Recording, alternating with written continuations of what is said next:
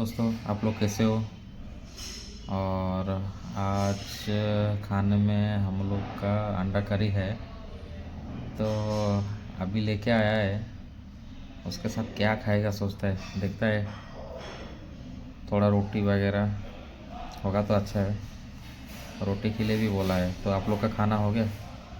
और आप लोग, अभी तो मेरा टाइम थोड़ा लेट हो जाएगा रूम में जाते जाते। तो आप लोग शायद 12 बजे के अंदर पूरा आदमी सो जाता है, लेकिन हम लोग 12 बजे क्या 2 बजे तक सोता नहीं है। नींद ही नहीं लगता है। हमारा क्या है कि ड्यूटी का थोड़ा अलग है।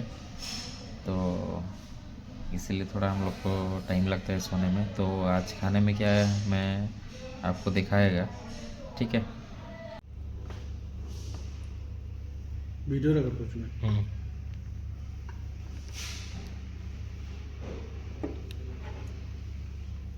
পা ফোন কর